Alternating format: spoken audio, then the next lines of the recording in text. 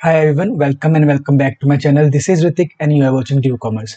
So in this video again we are going to discuss some of the very important MCQs जो इस बार दिसंबर 2024 के exam के अंदर आए थे, यूजीसी नेट कॉमर्स एग्जामिनेशन के अंदर आए थे और यूनिट का नाम है business finance. This is the unit number 4th of our syllabus. Paper 2 जो यूजीसी नेट कॉमर्स का है उसके अंदर बिजनेस फाइनेंस एक यूनिट नंबर 4 है, उसके यहाँ पर हम क्वेश्चंस करने वाले हैं. जितने भी क्वेश्चंस आए थे in this video we are going to discuss that only. So before further moving, हम आगे बढ़ने से पहले एक थोड़ा सा इन्फॉर्मेशन आपको मैं देना चाहता हूँ. ये वाला बैच ऑलरेडी चल रहा है. जिन बच्चों ने यूजीसी नेट की प्रिपरेशन करनी है, यूजीसी नेट की कॉमर्स की प्रिपरेशन करनी है, I am teaching here, I am teaching paper 2 here. इस बैच के अंदर पेपर 2 में प्रोवाइड करवा रहा हूँ आप लोगों को. इसमें आपको रिकॉर्डेड सेशंस मिल जाएंगे जो आपको लाइफ टाइम तक वैलिड रहेंगे. जब तक आपका जेआरएफ निकलेगा तब तक आपके वैलिड रहेंगे वो, तो कितनी भी बारी उस रिकॉर्डेड सेशंस को आप लोग देख सकते हो. तो एक बेनिफिट है. प्लस में आपको नोट्स प्रोवाइड होंगे जो आपको बहुत ज़्यादा हेल्प करेंगे, इसकी मैं गारंटी दे रहा हूँ. प्लस में हम लोग मॉक टेस्ट लगाएंगे साइड बाय साइड यूनिट खत्म होते ही और ऐसे PYQs को डिस्कस करेंगे. चलिए शुरुआत करते हैं बिना किसी देरी के. और अगर ये बैच को ज्वाइन करना है तो टेलीग्राम चैनल ज्वाइन करके मुझे कांटेक्ट कर लेना. ये मेरा व्हाट्सएप नंबर है, व्हाट्सएप नंबर पे कांटेक्ट कर लेना और बैच को जल्दी से जल्दी आप ज्वाइन कर सकते हो 1000 रुपीज़ के अंदर ही. ठीक है, do not waste this opportunity. कोई भी इतने में नहीं देता है आप लोगों को. 100% मैं कह के चल रहा हूँ. मैंने 2 बारी JRF निकाला है कॉमर्स के अंदर एंड मैनेजमेंट में नेट निकाला है, तो कुछ ना कुछ तो होगा ना. Try to believe that. चलो बाकी दैट्स अप टू यू अगर आपने ज्वाइन करना है नहीं करना. क्वेश्चन नंबर फर्स्ट है आपके स्क्रीन के ऊपर, जो है हमारे कैपिटल बजटिंग से. कैपिटल बजटिंग के अंदर नेट प्रेजेंट वैल्यू से हमारे पास ये क्वेश्चन है. पूछा गया है arrange the following steps in logical sequence regarding how to compute net present value. तो एक प्रॉपर कैपिटल बजटिंग का प्रोसेस यहाँ पर हमसे पूछा गया है और उसके अंदर भी नेट प्रेजेंट वैल्यू का प्रोसेस पूछा गया है. बहुत ईजी है और बहुत बार ये वाला क्वेश्चन आया हुआ है. क्वेश्चन का टॉपिक क्या है? Process of capital budgeting. हमेशा ध्यान रखना, अलग अलग घुमा फिरा के आएगा, वर्डिंग चेंज हो जाएगी, लेकिन वो क्वेश्चन यही रहेगा. क्या होता है इसके अंदर? बेसिक स्टेप क्या होता है? पहले आउटफ्लोज को पता करो कि भाई अपने आउटफ्लोज क्या है, हम कितना खर्चा करने वाले हैं उसका पता करो. पता कर लिया, इसकी प्रेजेंट वैल्यू निकाल लो. प्रेजेंट वैल्यू इसकी क्या होगी? भाई यही खर्चा करने वाले हैं हम, यही प्रेजेंट वैल्यू होगी. Present value of cash outflow का पता कर लो. पता कर लिया, उसके बाद पता करो कि फ्यूचर के अंदर इनफ्लोज कितने होने वाले हैं आपको. फ्यूचर इनफ्लोज के बारे में पता करो. अब फ्यूचर इनफ्लोज के बारे में पता कर लिया, अब कंपेयर किससे करेंगे? फ्यूचर वैल्यू से तो नहीं कर सकते, इसको कन्वर्ट करो प्रेजेंट के अंदर. तो प्रेजेंट में कन्वर्ट करने से पहले आपको डिस्काउंटिंग रेट का पता होना जरूरी है, जिसे हम कॉस्ट ऑफ कैपिटल बोलते हैं. तो try to find out discounting rate. By using discounting rate try to find out present value of future inflows. ठीक है, फ्यूचर इनफ्लोज की क्या करो? प्रेजेंट वैल्यू को फाइंड आउट करो. अब प्रेजेंट वैल्यू फाइंड आउट हो चुकी है, बस अब कंपेयर कर दो, एनपीवी वगैरह का फॉर्मूला लगा दो. एनपीवी क्या होता है? Present value of cash inflows divided by present value of cash, sorry minus में present value of cash outflow. और एनपीवी अगर पॉजिटिव आएगा दैट मीन्स कि वो प्रोजेक्ट हम अंडरटेक कर सकते हैं. बस ये है प्रोसीजर. चलो अब देख लो यहाँ पर क्या आएगा answer. Calculate all cash outflows. जी हाँ, बी फर्स्ट है. Calculate all the cash inflows. ठीक है, इनफ्लो को कैलकुलेट कर लो. Calculate the present value. Calculate the present value of cash. इससे पहले हम क्या करेंगे? सी से पहले हम करेंगे कैलकुलेट द प्रेजेंट. नहीं, ये भी सही है. Calculate all the cash inflows, हाँ सेकंड चीज है. इसके बाद हम करेंगे प्रेजेंट वैल्यू की, सॉरी प्रेजेंट वैल्यू आउटफ्लोज के निकालना, तो निकाल लेंगे. तीसरी है. चौथा हम करेंगे इनफ्लोज की प्रेजेंट वैल्यूज को फाइंड आउट करना. और पांचवा ये हो गया हमारे पास, यानी कि BCE होना चाहिए. Second option is the right option. Let's now move forward. चलो हिंदी में भी दिखा दिया, this is the answer second. चलो आगे बढ़ते हैं. Which of the following points are considered as factors determining the working capital of a firm. Working capital of a firm को कौन कौन से फैक्टर्स अफेक्ट करेंगे फ्रॉम द फॉलोइंग. चलो देखते हैं, समझते हैं, कॉमन सेंस से आंसर करने का ट्राई करते हैं. Basic nature of business. हमारा नेचर, फॉर एग्जांपल हमारा मैन्युफैक्चरिंग कंपनी है. So if we are having a manufacturing company, that particular company requires a lot of working capital as compare to service वाली कोई company है, IT sector वाली कोई company है, it doesn't require that much amount of working capital जितना manufacturing company को चाहिए रहता है. तो ए तो होगा. ए जहां नहीं है उसे हटा दो. ए यहां नहीं है और ए यहां नहीं है. तो इसमें आप देख पा रहे हो ए और बी ये दोनों तो होना ही चाहिए। तो डन कर लेते हैं इसको, बी को करने की जरूरत है नहीं। और डी और सी में से हमें बस एक देखना है, डी और सी में से एक देखना है। Credit policy of the firm, जी हाँ, credit policy of the firm ये भी इम्पैक्ट करता है आपके वर्किंग कैपिटल को। कि ऐसा मान के चलते हैं कि अगर बेच रहे हो आप लोग, अगर आप एक कंपनी हो और अगर अपना माल बेच रहे हो, तो कितना क्रेडिट टाइम प्रोवाइड करवा रहे होते हो, तो वो हो गया।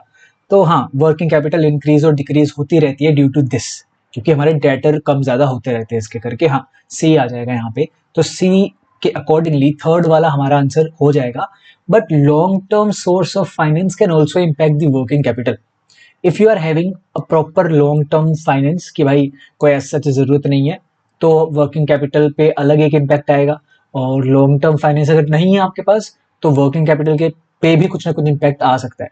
तो long term source of finance can also be the reason here, but according to the options this is the appropriate option. So very nice, ABC is the right option. Let's now move forward. Identify correct statements from the following regarding time value of money. ये हम पहला chapter करते हैं हमारे business finance के अंदर, financial management के अंदर भी। टाइम वैल्यू ऑफ मनी होता क्या है basically? A sum of rupee receive today, a sum of rupee received today as compared to a sum of same rupee received in future will be less worthy बोल सकते हैं, less value बोल सकते हैं, या फिर ऐसा बोल सकते हैं ये जो टुडे वाला अमाउंट है, अगर हमें 1000 रुपए आज मिल रहे हैं एज कम्पेयर टू 1000 रुपए एक साल बाद, तो कौन सा ज्यादा वैल्यूएबल है? आज वाला, आज वाला ज्यादा वैल्यूएबल है। ठीक है, ड्यू टू सर्टेन रीजंस, मैंने आपको रीजंस भी करवा रखे हैं, जैसे कि हम ट्रांजेक्शन कर सकते हैं, हम कंजम्पशन कर सकते हैं, तो पहला रीजन वो हो गया। हम सेव करके रख सकते हैं money for unforeseen circumstances, future के लिए। हम उसे इन्वेस्ट कर सकते हैं, तो री इन्वेस्टमेंट अपॉर्चुनिटीज आ जाएगी। And several other reason also, जिसमें एक इन्फ्लेशन भी रीजन होता है, but inflation is not a fundamental reason. Fundamental reason ये तीनों हैं जो अभी मैंने आपको बताए। ठीक है, तो देखते हैं, पढ़ते हैं, समझते हैं क्या बोल रहा है ये। सबसे पहले आप ये पढ़ो, the interest which may be earn on the money held at present underlines the concept of time value of money. It is not always true, मतलब यही चीज नहीं बताती है टीवीएम के बारे में। टीवीएम के बारे में बहुत सारी चीज बताती है, ये तीनों चीज भी तो बता रही थी, है ना। तो हो सकता है, बट ये ऑलवेज नहीं है, मतलब यही चीज नहीं बताती है हमें टाइम वैल्यू ऑफ मनी के बारे में। तो इसको एक बार के लिए होल्ड पे रखते हैं। The money which is receivable at present has less value, नहीं नहीं नहीं, has more value than the money receivable in future. तो बी गलत हो जाएगा डायरेक्टली, बी जहां है उसे हटा दो, बी यहाँ है और बी यहाँ है। अब क्या बचा हमारे पास? ए सी ई, सी डी ई। अब पता चल रहा है हमें कि दोनों में सी और ई है, दोनों में सी और ई है। तो भाई इन दोनों को छोड़ दो, मतलब कि ये सही है, सी को ही कर दो और ई को कर दो। अब ए और डी में से ही हमें फाइंड आउट करना है कि आंसर क्या होने वाला है। ए और डी में से, अब डी देखो, value of money receivable at present equals to value of money receivable in future minus time value of money. Absolutely true रहेगा ये वाला equation. D is the right option. तो हमारे पास क्या बन गया? C D E. Fourth option is the right option है। आई होप सो कि this is also done. TVM का ये वाला हमारा टॉपिक भी डन होता है। Let's move forward. हिंदी में देख लो, आंसर इज फोर्थ। चलो, determine the PV ratio from the following particulars. वैसे तो ये हमारा यूनिट नंबर सेकंड का क्वेश्चन है, यूनिट नंबर सेकंड, और टॉपिक हमारा हो जाता है marginal costing, break even analysis. ठीक है, बट फिर भी मैंने इसको यहाँ पर एक बार के लिए लगा लिया है, क्योंकि हम यहाँ पर भी करते हैं, बिजनेस फाइनेंस में भी मैंने आपको करवाया हुआ है ये प्रॉपर एक परफॉर्मा टाइप, जब मैं आपको लिवरेज एनालिसिस वाला टॉपिक करवाता हूँ। जो लोग पेड स्टूडेंट्स हैं उन्हें पता होगा।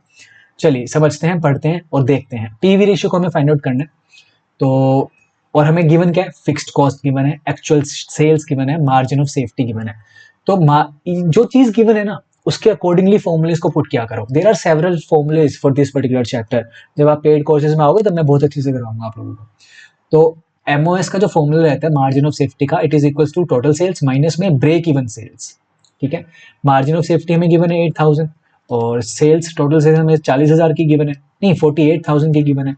तो ब्रेक इवन सेल्स कितने की होगी? 40,000 की होगी। This is the balancing figure. ठीक है, ये बैलेंसिंग फिगर है। तो यहाँ से हमने ब्रेक इवन सेल्स निकाल लिया। अब ब्रेक इवन सेल्स का ना फॉर्मूला सा होता है एक, equal to F C divide by PV ratio. जब हमें रुपीज के अंदर सेल्स निकालनी होती है, ब्रेक इवन सेल्स निकालनी होती है, तो ये फॉर्मूला होता है एफ सी। एफ सी यहाँ पे हमें कितना गिवन है? 12,000 गिवन है, 12,000 लिख लो। पीवी रेशियो अपन ने फाइंड आउट करना ही है, ठीक है। और बीईपी हमें कितना गिवन है? 40,000 गिवन है तो 40,000 यहाँ पे लिख लो।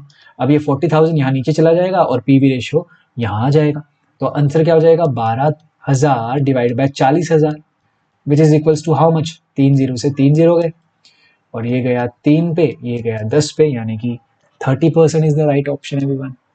Easy, this is it, that's how you will do it. और ये बहुत आसान क्वेश्चंस हैं जो दिसंबर 2024 में आए हैं, बट आप अगर पिछले वाले भी करोगे सितंबर 2024, जून 2024 एंड देन उसके ऊपर वाला दिसंबर 2023, तब आपको मोर क्लैरिटी होगी। एक ये वाला करके क्लैरिटी नहीं होगी, डिफरेंट डिफरेंट क्वेश्चंस को ट्राई करो, पी बाई क्यूज को ट्राई करो। लेट्स नाउ मूव फॉरवर्ड और इस क्वेश्चन को करते हैं, क्वेश्चन नंबर 5। ये भी बहुत अच्छा क्वेश्चन है, लेट्स नाउ ट्राई इट। हमें कंसेप्ट दे रखे हैं और ये यहाँ पर चीजें गिवन है, उनके मीनिंग गिवन है। सबसे पहले कर लेते हैं आर्बिट्राज। आर्बिट्राज क्या होता है? ये एक बच्चे ऐसा प्रोसेस है, एक मार्केट से कुछ सिक्योरिटी को बाय किया और दूसरे मार्केट के अंदर एट द सेम टाइम बेच दिया और वहां से प्रॉफिट कमाया। यहाँ पर ये सिक्योरिटी मिल रही थी फॉर एग्जाम्पल 100 रुपीज की, यहाँ से परचेज करके यहाँ पर बिक रही थी वो 200 रुपए की, तो यहाँ पर जाके उसने बेच दिया और 100 रुपए का प्रॉफिट कमाया। ये होता है आर्बिट्राज, ठीक है। इस चीज को कहाँ पर कहाँ लिखा हुआ है ये देखिए। It is the process of making risk-less profits by exploiting price differences of assets in different market. C का हो जाएगा सेकंड, C का सेकंड यहाँ है और यहाँ है, इसका मतलब थर्ड वाला हट जाएगा, थर्ड वाला हट गया। फिर बोल रहे हैं where transactions are entered into settlement on a future date, it's forward market. forward market के अंदर future date पर होती है ट्रांजेक्शन सेटल, ठीक है। तो B का हो जाएगा थर्ड, B का थर्ड यहाँ है और यहाँ है, ठीक है। तो ये वाला और हट गया हमारे पास। Very nice, very nice. अब आगे देखते हैं एक्सचेंज रेट। आपको पता है एक्सचेंज रेट क्या होता है? आपको पता ही है कि एक करेंसी को जब हम दूसरी करेंसी के अंदर कन्वर्ट करते हैं वो वाला रेट बोल सकते हैं ना। सो इसको हम बोलेंगे it is the price of 1 unit of a currency in terms of some units of another currency. So exchange rate हमारा फोर्थ हो जाएगा, ए का फोर्थ, तो first option is the right option. Direct quotation क्या होती है? wherein it refers to the price of 1 unit of foreign currency in terms of some units of home currency। मतलब ऐसे लिखते हैं ना, रुपी स्लैश डॉलर्स ऐसे कुछ करके लिखते हैं हम एक डायरेक्ट कोटेशन को, कि एक यूनिट ऑफ डॉलर कितने रुपए की है। तो यहाँ पर हम कैसे लिखेंगे? फॉर एग्जाम्पल रुपी 85 पर डॉलर ऐसे करके लिखेंगे, तो वो डायरेक्ट कोटेशन होती है। तो ये पर यूनिट के हिसाब से होता है, that is the reason it is direct quotation here, ठीक है। डी का first one done, very nice. अगर यहां तक कर लिया, नाउ लेट्स मूव फॉरवर्ड, देखते हैं नेक्स्ट वाला। A proposal requires a cash outflow of rupees 18,500। इसका कैश आउटफ्लो हो रहा है, कितने रुपए का हो रहा है कैश आउटफ्लो? 18,500 का, 18,500 का, and is expected to generate cash inflows of 8,000, 6,000, 4,000, 2,000 and 2,000 over next 5 years। यानी कि 5 साल तक पैसा जनरेट करके देगा हमें कुछ इस प्रकार से। The pay back period is, हमें पे बैक पीरियड निकालना है, पीबी निकालना है हमें। तो कॉमन सेंस से निकालने की कोशिश करो, हमें नहीं आता formula. Let's take an example कि we do not know, let's assume we do not know the formula. तो आप क्या करोगे? Payback period as the name suggest कि भाई कब तक पैसा वापस आएगा, जितना हमने लगाया है 18,500 लगाया है तो 18,500 कब तक वापस आ रहा है।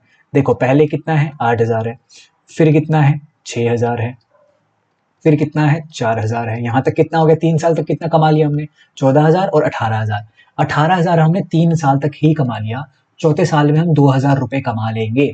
पर चौथे साल तक का पे बैक पीरियड नहीं है हमारा, 4 साल से पहले ही हो जाएगा।